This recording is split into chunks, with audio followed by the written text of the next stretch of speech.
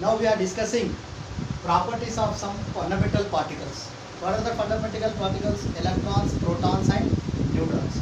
So in that one, if you observe the properties, that is charge, mass, right? In this charge and mass are the major one. So charge of the electron is considered as minus 1.602 into 10 raised minus 19 coulombs, and the mass is considered as 9.1 into 9.1 approximately 9.109 into 10 raised minus 31 kg or 0.00054 AMU. Means almost it is a completely almost it is negligible compared to proton, right? So it is a very less mass. That is the ratio. If you compare the ratio of proton as well as electron mass, it is 1 by 1837 part is present. But this means if the proton having one mass and electron having 1 by 1837, matlab it is a negligible. So then we can go for the proton. Proton having similar charge, but it is here is a negative one. Here it is a positive one. Positive 1.0602 into 10 raised minus 19 coulombs, and mass is different, that is 1.67 into 10 raised minus 27 kgs. That is the mass of proton. And if you compare calculating AMU units, it is 1.007 AMU. Nearly it is nothing but 1 AMU. Why 1.001 AMU? AMU means atomic mass unit, which is a reference unit for calculating the units of mass of the atom. So compared to that, it is 1 mass 1.007 atomic mass units.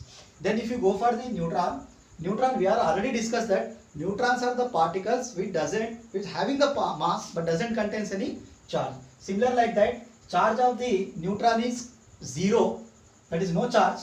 Here positive, negative, it is a 0 charge. But the mass is 1.679 into 10 raised minus 27 kgs.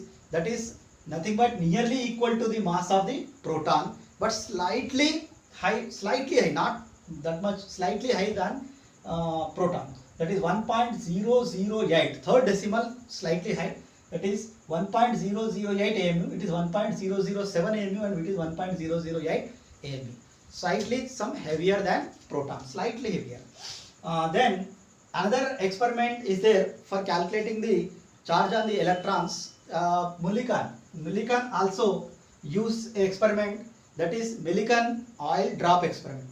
He used some oil drops to calculate the similar. If you drop the oil drop from top, any bottom area from top area, the oil drops will be moved by some mass and contain some charge, and then some force, gravitational force are acting on that. Similar by taking this as a compound, he used some formula. He derived one formula for calculate the number of electrons present in the any atom, like that, oil drops like that. So according to this, the formula is Q is equal to N into E. Q is equal to N into E. N is nothing but N is equal to 1, 2, 3, 4 like numbers, but Q is equal to charge on the oil drop. Charge present on oil drop is equal to Q, and E is the charge of the electron, that is which is nothing but 1.602, that is equal to 1.602 into 10 raised minus 19 coulombs, that is equal to E, and N is nothing but number of electrons, how much of electrons we are present. By using this formula, we can calculate in one drop how much, if charge drop present, in that charge drop how many electrons are present. This can be calculated by using Millikan's oil drop experiment. For example, in problems, what we have to give is here. Here given that the charge of the oil droplet is something x, and how many number of electrons are present in that oil drop. So by using this formula, Q is equal to N into E. Q is already given as x, N is we have to know, and E we also know that 1.602, because this is a value of charge of electron 1.602 into minus 19 10 raised minus 19 coulomb. By substituting these two value, directly we get number of electrons present in that charged ion droplet. This is the Millikan oil drop experiment and some fundamental particles of properties of some fundamental particles. Then we can go for the some improvement, that is the model of atom. If you go for the explaining the model of atom, a lot of experiments are lot of models are proposed. So in that proposed a lot of proposals, some models are accepted and some models are rejected. You also know that from J.J. Thomson also proposed atomic model. What that model here we are saying it that as a watermelon model. First proposed model is watermelon model. But according to that watermelon model, the watermelon model is completely failed. Whether that means it is rejected. Then he also proposed the plum pudding model. First he proposed the watermelon model. Then he proposed the plum pudding model.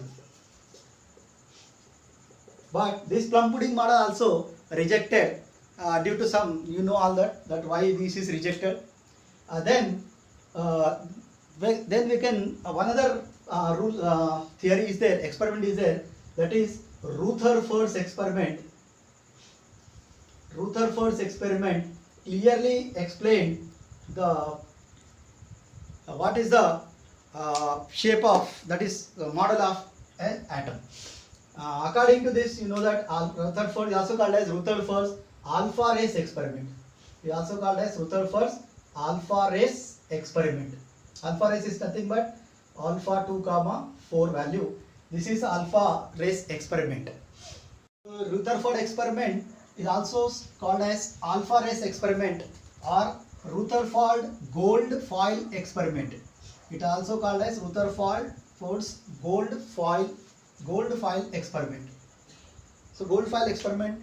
So what he had to do here is he performed that he take a small gold foil, a very thin gold foil, and bombard the alpha rays in that one, and he observed that a lot of rays will be complete, some will be completely attracted and some will be comes out and some will be come scatter and some rays will be completely reflected.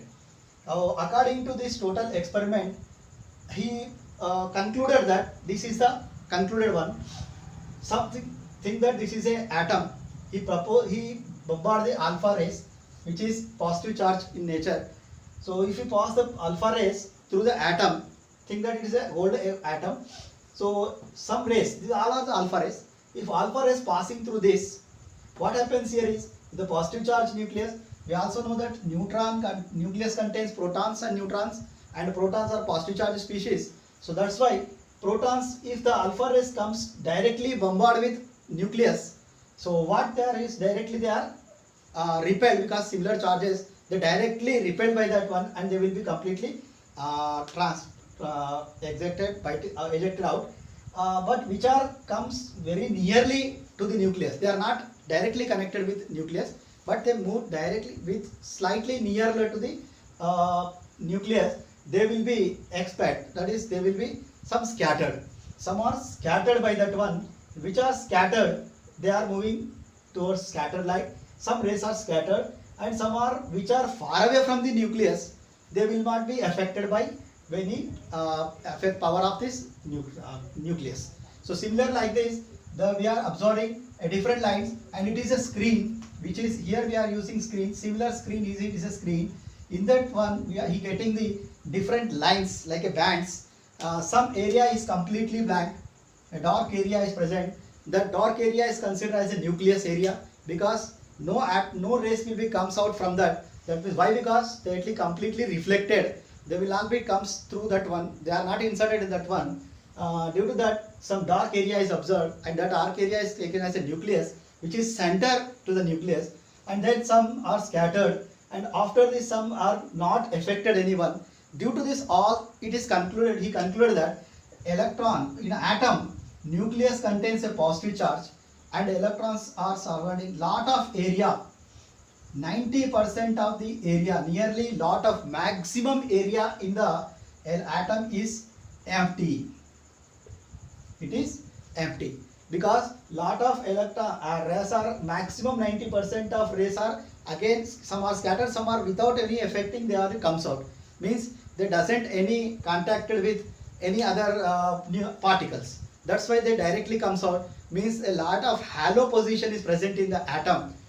Then lot of 90 maximum it is halo position, and in the center it is a nucleus is present, and some electrons which are having negative charge, some electrons surrounding around the nucleus, they are revolve around the nucleus with negative charge, positive charge is present on the center, and these electrons are revolving, some which are electrons present in that atom, they are revolving around the nucleus, and neutrons and protons are present in the nucleus, and this is appears, he proposed this structure shape model as a planetary model. This is also called as planetary model because a sun is present in the center and planets are moving around the sun. Similar like that, it is also, he named it as a planetary model. So according to this, it is concluded that the shape of the atom is look like that. After this, Bohr proposed a different structure, somewhat some changes takes place in that one. It is also some drawback. What is the drawback of this one? Is if you round the nucleus, around circle in the form of circular motion, they will lose some charge and enters into the nucleus, and bombardment takes place. Similar, this type of drawbacks are there. So again, Bohr also proposed a theory, that is Bohr's theory. We can discuss next. That is Bohr's theory of atom. Discuss the representation of atom. After the conclusion of Rutherford's atomic model, then we can go for the representation of atom. How the atom is represented by using atomic number and atomic mass. It is a representation X, A, Z.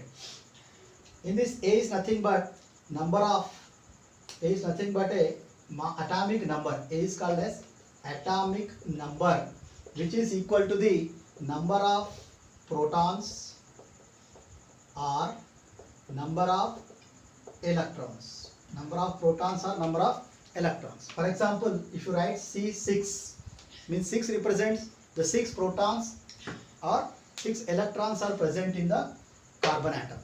Similarly, Z represent atomic mass.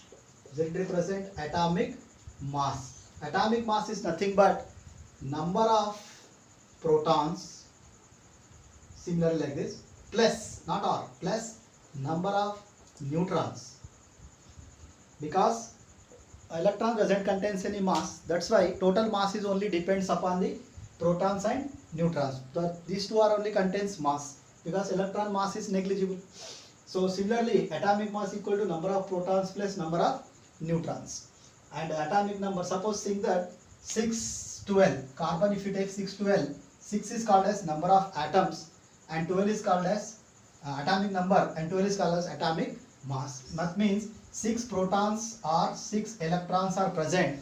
Similarly, 12 means 6 protons plus 6 neutrons. That means it contains 6 protons, 6 electrons and as well as 6 neutrons. It represents, this is 12 means nothing but 6 protons and further 6 is nothing but neutrons. So 6 protons, 6 neutrons and 6 represent the number of electrons present in the carbon atom. Then we can go for the some properties of these atoms comparison. That is isotopes. If we are observing the isotopes, isotopes nothing but the atoms which are having similar number of atoms, similar atomic number, but different in a atomic mass. That is two different, a couple of atoms. Isotopes are the couple of atoms. The couple of two atoms, that is atoms which are having similar atomic number but different in atomic mass. Like this, suppose we take carbon 612 and carbon 613. In this, both of these two carbon, two couple of atoms, 6 is a 6, atomic number is same, but the atomic mass is different. One is 12 and another one is 13. If the two atoms which are having similar number of atomic number and different in atomic mass are called as isotopes. Similarly, isobars. Isobars are nothing but similar atomic mass, but different atomic number, not equal to atomic number is different. Here atomic number is same, atomic mass is different. But here the atomic mass is same, but atomic number is different.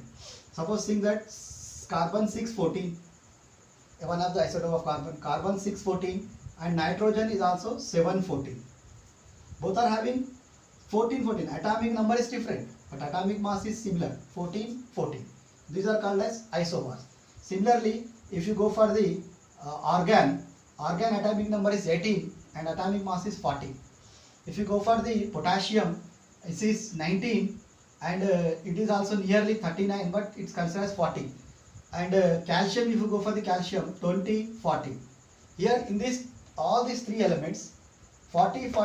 Atomic mass is same, but atomic numbers are different. So these three atoms are also called as isobars. So which are having similar atomic number, atomic mass, but atomic number is different, called isobars. With similar atomic number are called as isotopes. Then we can go for the isotones. Isotones means they contain similar number of neutrons. In this, both of these neutrons are similar, not protons, not neutrons. Similar number of, if similar neutrons are present, are considered as isotopes, right? Then another example is isosters. Isosters matlab, what is the meaning is the couple of atoms which are containing a similar number of atomicity, and similar number of electrons in that one also are called as isosters. Atomicity is nothing but number of atoms present. Number of atoms present in that one is called as atomicity. So number of atoms. If you go for the isosters, if you are taking the carbon dioxide, there are 3 atoms are there, and in this N2O, it also contains 3 atoms. So CO2 and N3O, 3 atoms, and say both are having similar number of electrons. If you calculate the electrons, both are having similar electrons. So these are called as isosters. Same atomicity as well as similar electrons are called as isosters. For example, another example also is there. If you take C6H6 as a benzene, 12, here B3N3H6, H6 also present, that is 6,6,12, right? So 12 atoms, atomicity 12 atoms. It is a borazole and it is a benzene. Both are having similar atomicity and same electrons. If you go for the isoelectronic is nothing but the compounds which are having similar number of electrons. The couple of atoms which are contain similar number of electrons. For example, we are observing 7, nitrogen has a -3 and oxygen has -2 and fluorine has -1. Among these two, 20%. Nitrogen 7, actually nitrogen 7 electrons are present, but according to -3, we are adding 3. -3 means number of 3 electrons are added. So here nothing but 10 electrons are present. If you observe O-2, 8 electrons are commonly present, but 2 are added. So it is nothing but 10. Fluorine, atomic number 9 electrons are also present, but 1 is added. Due to that only it gets -1. So it is also 10. All are contains 10 electrons. So these are called as isoelectronic.